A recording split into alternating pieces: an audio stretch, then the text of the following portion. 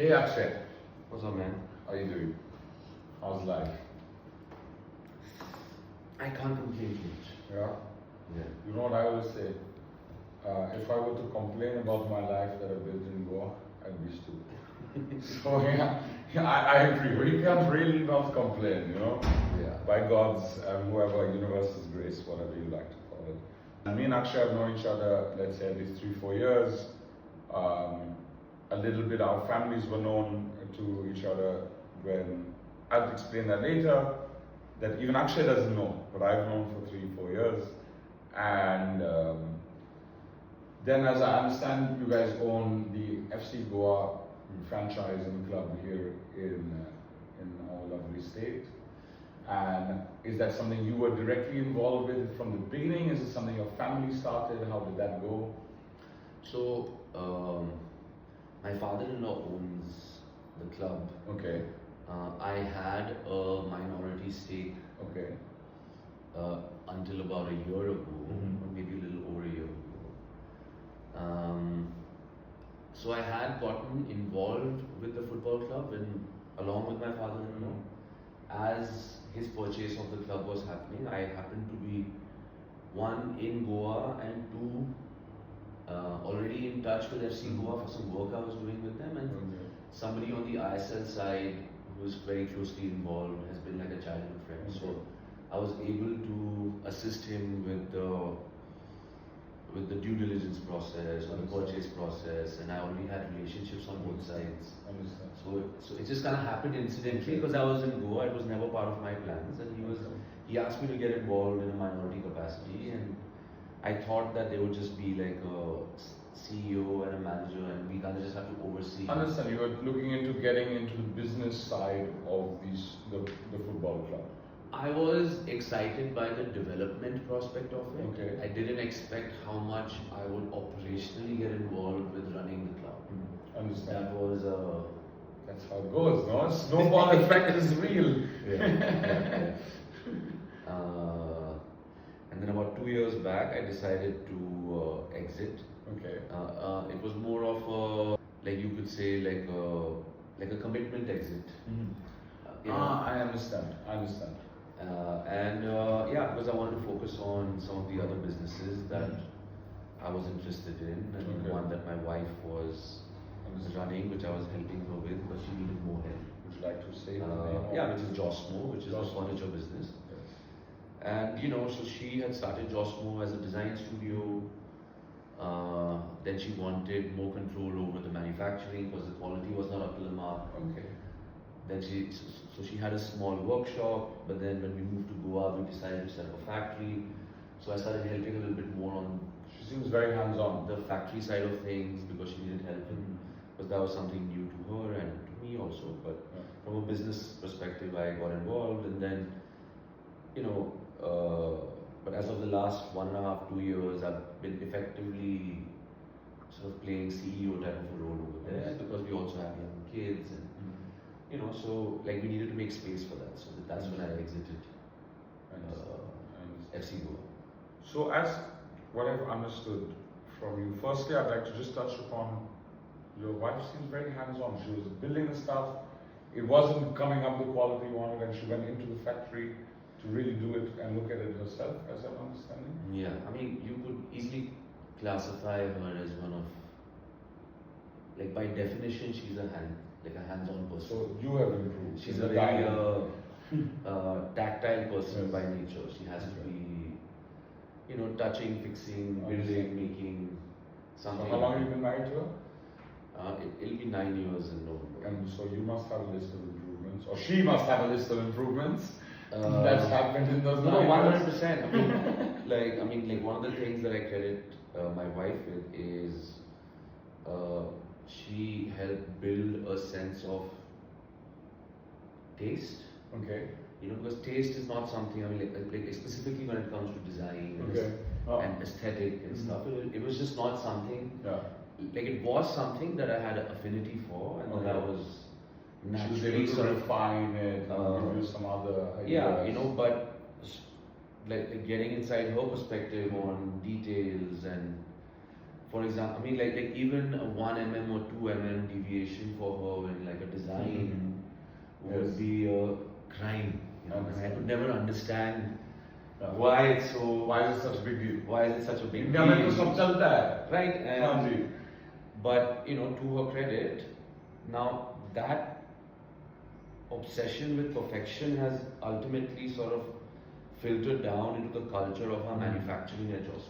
Attention to detail, very important Right. in any line of work. Yes. So, so because of that attention to detail and that focus on quality, we are now able to actually scale as a manufacturer. Yes. And you're not able just to in implement design, those you know. those processes of taste and articulation, so that the systems are doing the work rather than you and Anjali being there day in day out. Is that? Yeah, I mean, you know, You still have to supervise. I understand. as any business, I guess naturally scales, and Josmo is almost like 300 people. Yeah. You know, so you Congratulations. can't, That's impressive. you know, you can't. I mean, you obviously can't be involved with everything, and like one of my things is putting processes in place. Yes. Like I'm very Systems in fascinated place. by chaos, and I'm extremely bored by something working well, because it doesn't feel like it needs my attention anymore. And then the moment it's working well, then there's somebody who already exists who probably knows how to run it even better than me, right? Someone from the field, Exactly. someone with experience. Let them do their job. And then I kind of like to build to a point, like let's say till 5 to 10, and then I know that I am not the right person to take it from 5 I understand. till 10, and then I like to build that system out and move out. Exactly. Once you put up systems in place, this is what I believe is the difference between self-employment and entrepreneurship. Is, you know, one is you can employ yourself, and the other is you can be an entrepreneur and let the professionals do their job and move on to the next one. So, Akshay, serial entrepreneur, it seems you are. And from the way you discuss your businesses, I take it you've studied some kind of finance. Yes? I also studied finance. Did you know that? No. Well. So it's nice. I mean, I always say you can be passionate about anything, but how you learn to do business is learning what makes business works, which is the money. Right. Which is also I believe how the world goes around. Many other things, but money is a bigger factor. A big factor. So in college you studied finance. Did you play any sports? FC Goa, we play paddle together. Did you play any sports? I played sports the entire time I was in school. I played basketball, I played cricket, Okay. I was a track runner. Okay. I played football and volleyball, and then because we were in an American school in high school, I played softball as well. You played American football too, did you? No.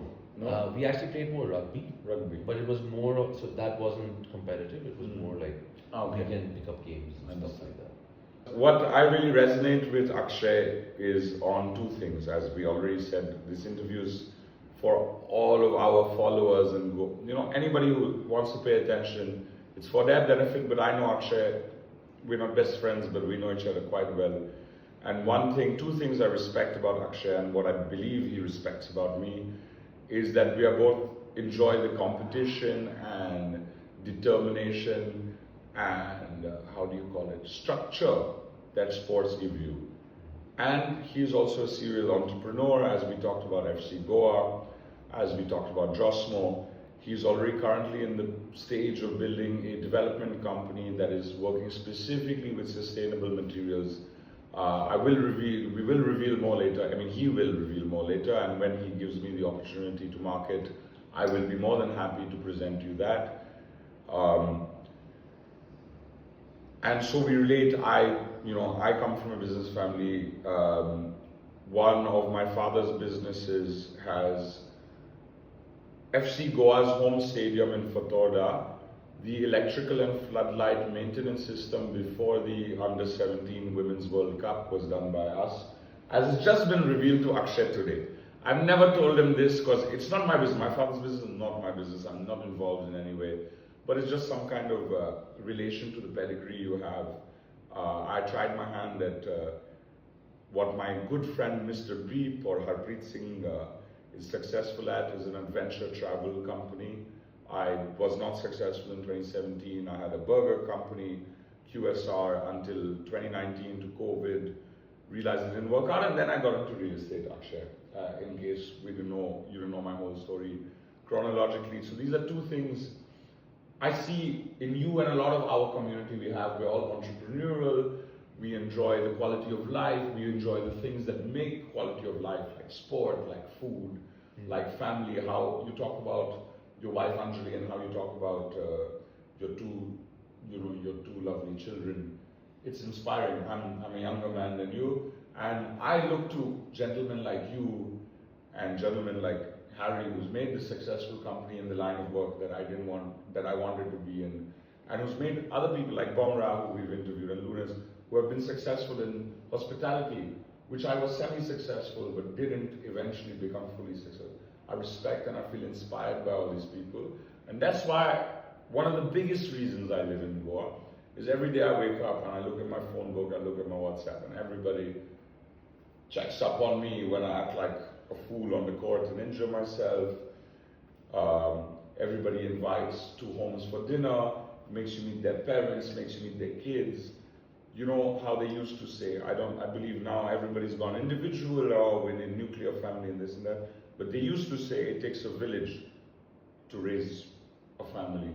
And here I really feel I'm in the village, or I feel like I'm back in college. You know, we live in the same 8 or 9, 10 areas. Those are our college dorm rooms. We're all in either hospitality, real estate, entrepreneurial. So we're in the same college. We're just in different, like I'm in the engineering school, you're in the business school, you're in the hospitality school. We all know each other, we're all friendly. What I had an issue in the cities was, I used to meet my friends superficially, once a week over drinks or at a cafe. And we just talk about, hey, our family is well, this is well, we'd have a good time and go home. But here in Goa, I see on the paddle court, if I've had a bad day in office, you see my anger come out on the paddle court. You know, you get to know the real person, not just the friendly guy who's, you know, made up, dressed up, perfumed up on a Friday evening. Right. You see your friends in the cafes in the mornings when they're stressed, you know, when they've had a fight with their moms. You know, when they've had a tough day at work, when they've had a tough day on the basketball, paddle, swimming, whatever it is. And the support I feel, I don't know if this is what I feel, my friendly relationships have never been so familiar. Yeah, I mean, like, there's definitely a sense of, there's definitely a sense of community. Yes. You know? And I think, like a lot of people have moved here, you know, from all over the place and from all over the country.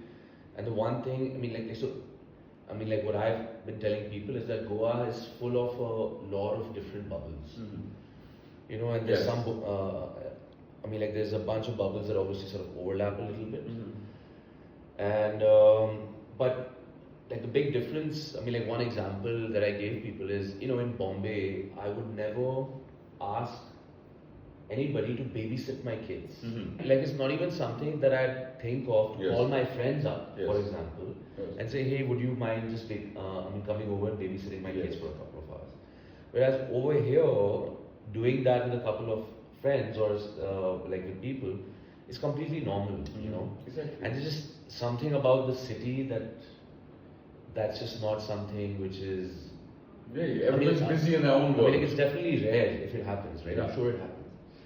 But so over here, you definitely have a sense of community.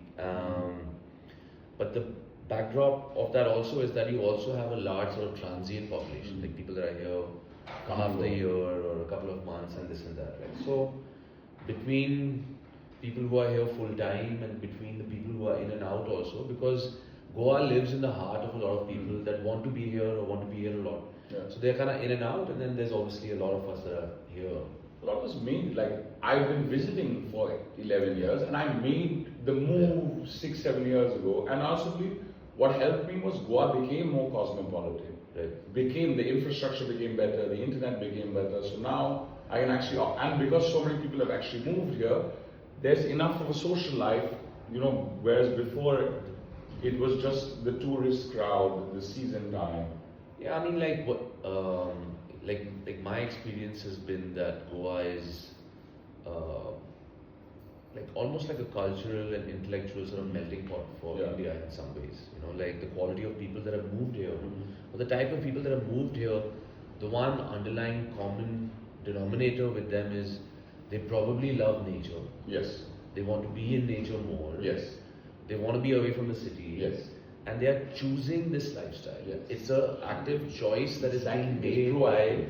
yeah, like it's a proactive, right? Yes. Whereas You have to in work hard for cities it. you kind of end up just being there by default. Yeah. And over here, the difficult part of being here is that everything that you do over here, you have to choose to do. Yeah. And it's not as easy or straightforward, and it's not necessarily a plug and play. Yes.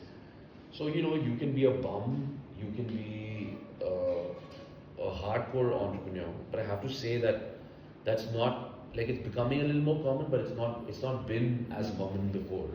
Like, there are not as many people who are working like full day jobs like us. On a typical because basis. if you can earn enough working 20 hours a week, why would you work 40? I don't think it's about earning as much as it is about Drive and determination. Yeah, like in terms of, you know, like that quality of, I mean, like that type of person, it is not often found in Goa a lot. Yes. Like the one thing that I miss about being in Paris or Bombay or Delhi is the number of people that you meet who have a high drive and determination. That's So difficult to find. I mean, it's not difficult to find. It's more and more. It's, you know, It's like there's insulated different type you of. can't, I mean, there's definitely a different type of drive. You have a lot more activism, and you have a lot more, you know, like this drive to build an alternative life, and then this drive to still be able to be a nomad sort of entrepreneur and do all of that. It's definitely there. But that one specific sort of capitalist drive is not is not as prevalent. But you know, It's the minority rather than the majority. you know, when I moved here, I mean, obviously I went through my own, like when I first came here, I was 22 and now I'm 33. So obviously I've grown in my own maturity and all that. I've seen a shift even in 3 years where people used to move to go and leave because they didn't get the intellectual stimulation. They didn't get the cosmopolitanness. They didn't get the fancy restaurants that you get in the cities. They didn't get the fancy big wide roads or the internet. But these days, I feel a lot of those guys who used to come 3 months a year, now they're 6 to 9 months, which was me. I was first a 2-month guy, then a 3-month guy, then a 6-month guy. I became a full-time guy. See, like it's like I said earlier, right? Like everything here is a lot more. Like you have to be like in a city. Like the city will decide for you. Like it is the best of the best for that area, and it like the kids are going to the best, you know, colleges and have the best careers, and all that is definitely a short thing of a city. But I feel like the people who want to be in Goa aren't necessarily looking at that as the highest priority for themselves. Quality of life. Yeah, quality of life. Like every Time with weekend that we can family. go to the beach. Exactly. Like But it that's feels the like a real fun. holiday. You know? That's the real It fun. feels That's like real life. on Monday you can go back like completely energized. Exactly. Like in a city, it was difficult to push yourself to office on a Monday morning. And when you get bored at the beach, you go 40 kilometers inland to the ghats, and you have 600 meters altitude, a stream, and greenery. No, for the last 8-10 years, like we've been going to waterfalls and discovering streams. And now, like we live in an area where tourism has just exploded after the pandemic, and I'm like, you know, like It's upsetting to a place Yeah. that was so peaceful and quiet as you suddenly know, like more completely relate and empathize with that. And